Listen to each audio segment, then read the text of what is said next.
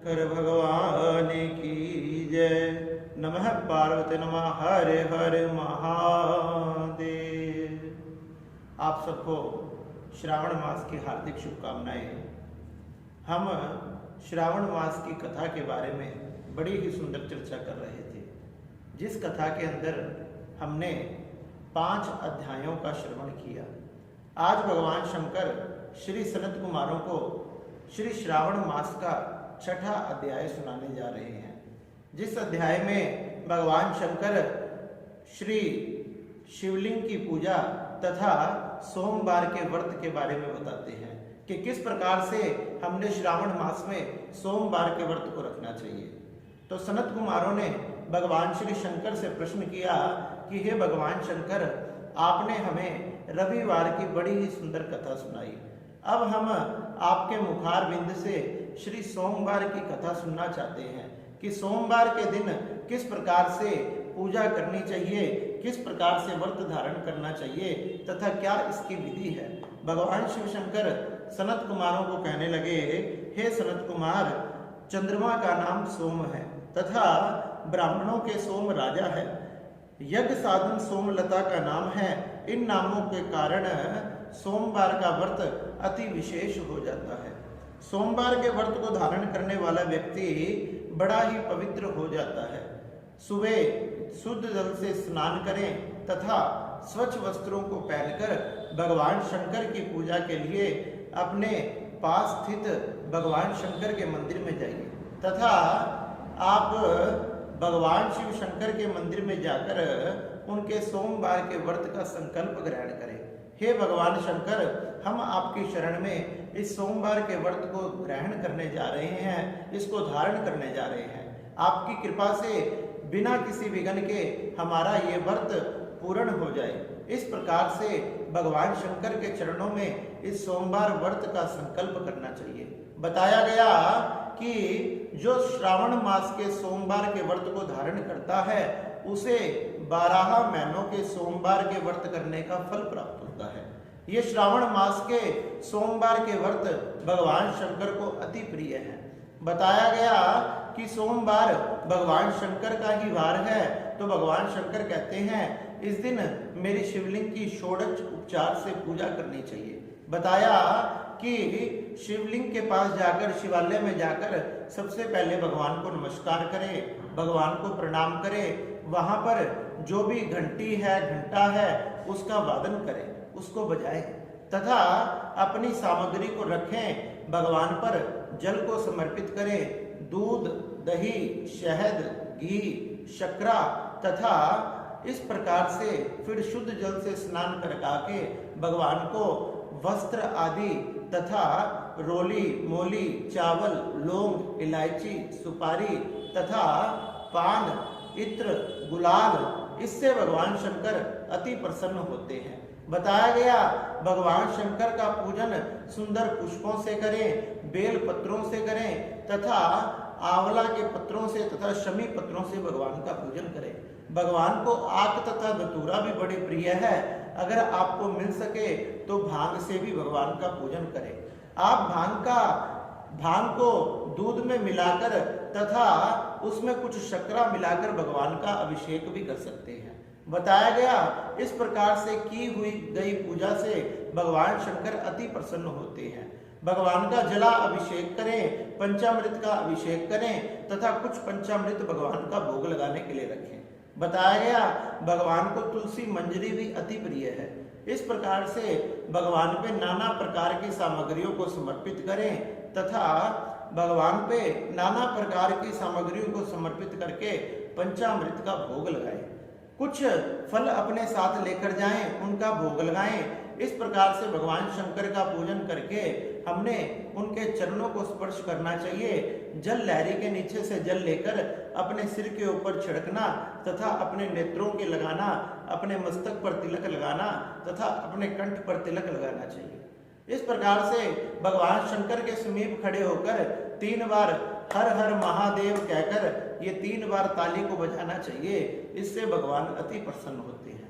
अगर आपके पास कोई घंटी है, कोई मंजीरा है, कोई ढोलक है या कोई डमरू है तो आप उसको भी बजाकर भगवान शंकर को प्रसन्न कर सकते हो। और अगर आपके पास कुछ भी नहीं है तो केवल हर हर महादेव, बोल बम बम बम, बोल बम बम बम, इस प्रकार से गान करके आप भगवान को प्रसन्न कर सकते हो।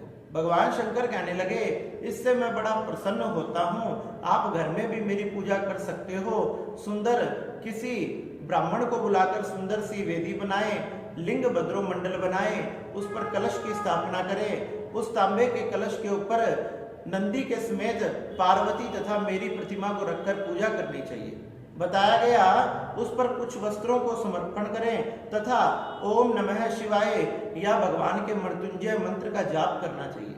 भगवान के मंत्रों का जाप करते हुए ही हमने सारी सामग्रियों को भगवान के चरणों में समर्पित करना चाहिए तथा यही हमने प्रार्थना करनी चाहिए कि भोलेनाथ कि हमसे कोई त्रुटि हुई, हमसे कोई अगर गलती भी हुई तो आप उसे क्षमा करें तथा अपने आशीर्वाद से मेरी उस गलती को पूरा करें। आप हम पर कृपा करें क्योंकि आप बड़े कृपालु हैं, आप बड़े दयालु हैं।